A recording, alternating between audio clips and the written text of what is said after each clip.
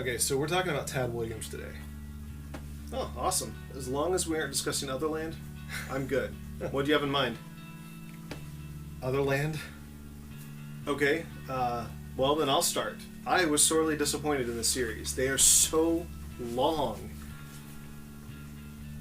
Yeah, they are, but didn't you enjoy King's extended version of The Stand that clocked in at like 1,100 pages? Yes, but these are so long and boring. It takes almost 400 pages to get to the story in the first book alone. Williams' writing is rich with description and language.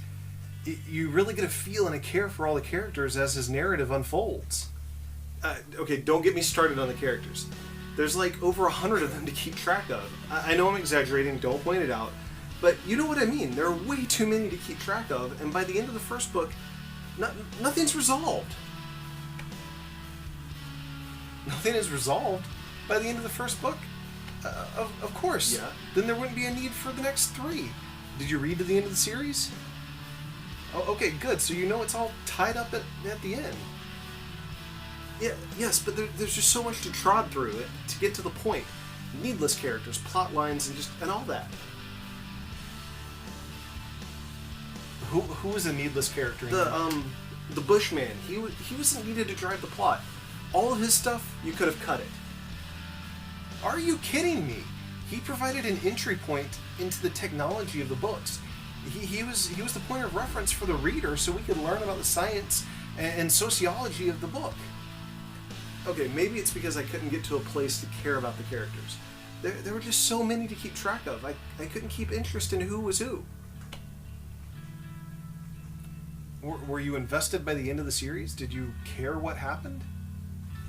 Yes, but only because I had invested so much of my own time into slogging through those books.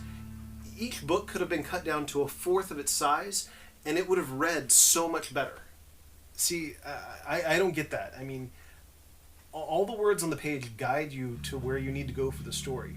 Williams' narrative builds and builds and builds until it culminates in that final book. It felt like there was too much fluff before I got to the meat. I couldn't engage. How could you not engage with the book?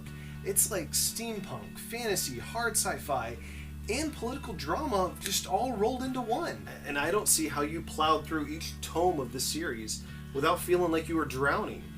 Easily, okay, 2.5 out of 5 stars for me on this one.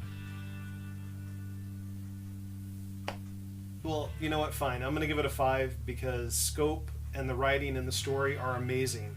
I was enraptured from beginning to end. Once again, I guess our reviews are going to cancel each other out. Yeah, they do. You okay with that? Yeah, I guess I can live with that.